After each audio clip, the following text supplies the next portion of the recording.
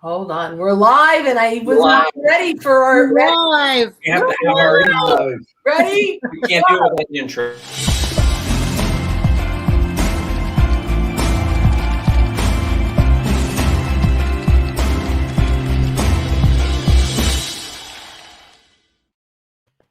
Hey, happy Monday, everyone. Bill McCormick from Social Sales Link with LinkedIn Life Live every Monday at right around 12:30-ish p.m. Eastern time, somewhere around there. And I'm here with the Social Sales Link team, Sally Jo Lamont, Bob Woods, Bryn Tillman.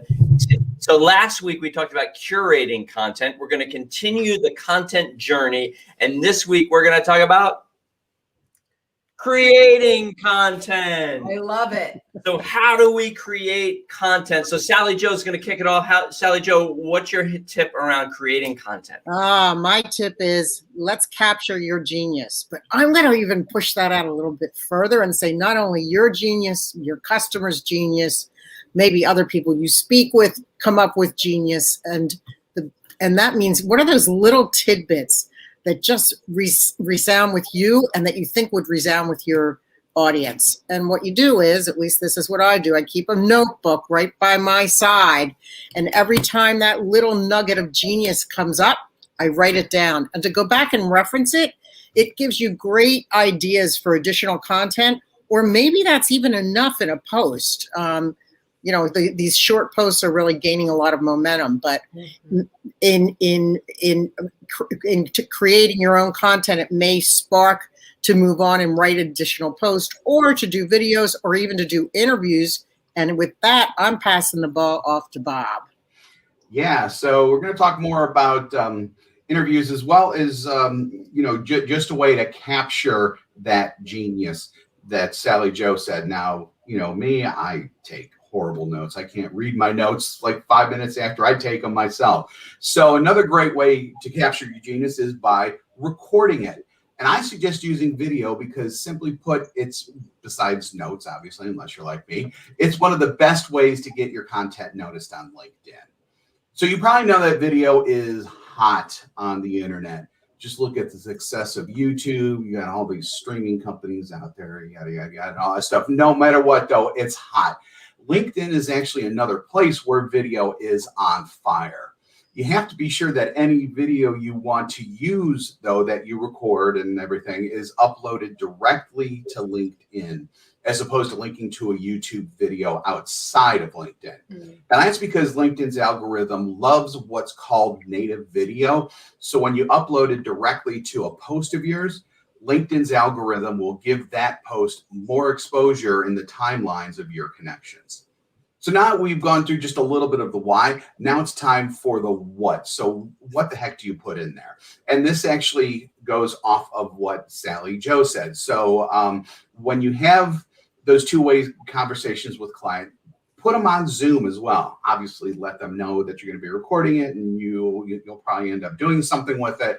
But definitely use video for that. So in that two-way conversation, just like Sally Jo said, it could be with a client, an expert or influencer in your field or industry.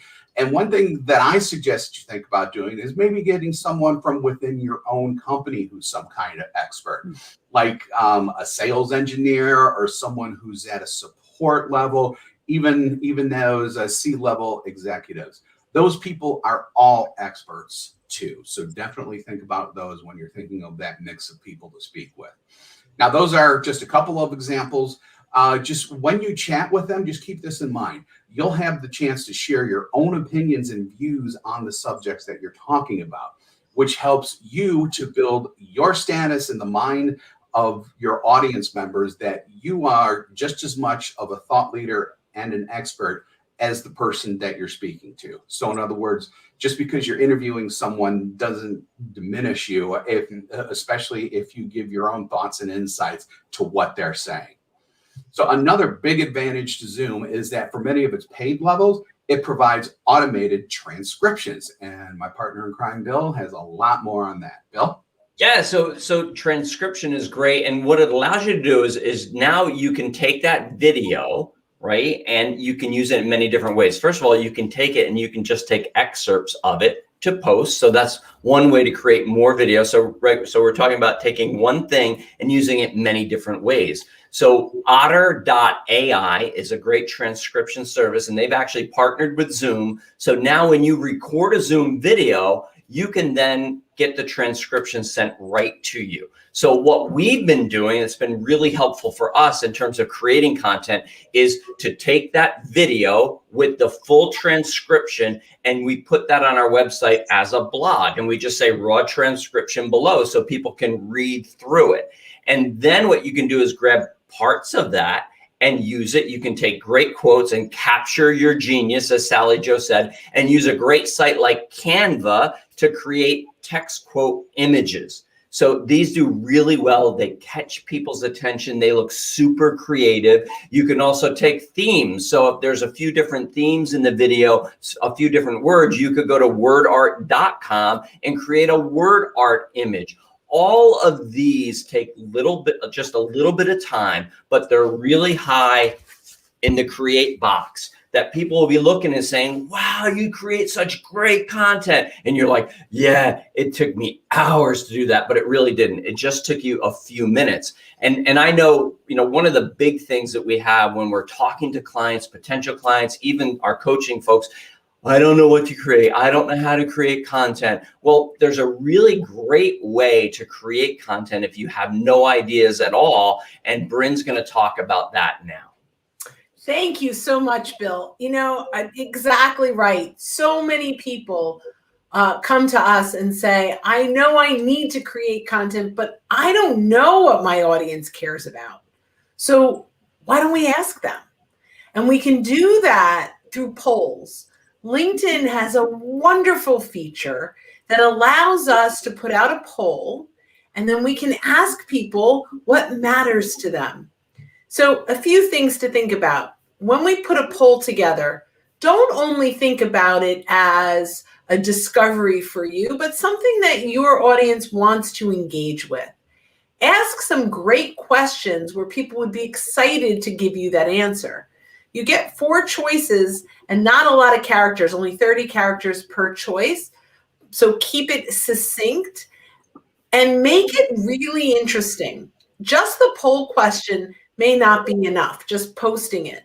One of the things we recommend is making sure that the text is appealing. Sometimes you can start with a statistic that might attract your buyer in.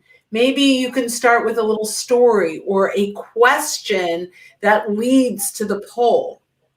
But either way, we need to add some zhuzh to this poll because you are so limited in characters. The next thing is, just because you post it doesn't mean they come. Make sure you're getting it into the inbox of the people that you want to vote on this.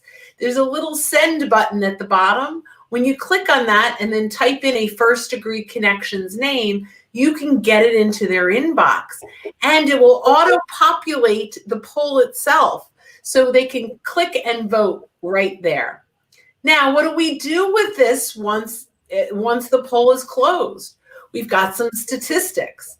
Most people love to know the benchmark of where did they fall amongst their peers in the voting.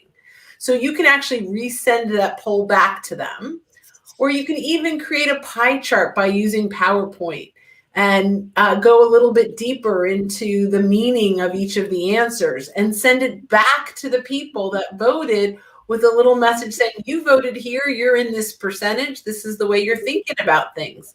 And it's a great way to not just find content in the poll itself, but the answers will allow you to create content around what they care about. And then full circle, we can bring that back to what Bob was talking about, is maybe we can interview some of those people about their answers. So there is so much that we can do with polls to create content and to get ideas for content. And at the end of all of this, it's about engaging with your ideal buyers and getting them to engage back so that we start more conversations. And I think if we go along and look at everything we talked about, what's so great about it is we're talking about really good time management, because we're talking about using, in every case, what each of us talked about, those can be used in multiple different ways. So capturing your genius can be used in different ways of creating text posts, to coming up with Canva images, to interviewing, finding your ideal clients to interview, or your networking partners to interview. And then going to the interviews can be, we can grab different quotes. We can take different pieces of that and use that as video. We can use the transcription in multiple different ways. And then we can take the poll and use that in many different ways. One of the things we say all the time is consistency matters on LinkedIn. And I think what you've gotten in this little bit of time we've been together are many different ways that you can create content that will keep giving and giving and giving. So thanks so much for watching LinkedIn Life Live. Remember, we're here right around 12:30 every Monday Eastern time. And be sure to share this in your newsfeed with those of that you know that might need this type of advice. And we will see you all next week. Bye-bye. Thanks, Bye. everybody. Bye. Remember, zhuzh. Zhuzh. Zhuzh.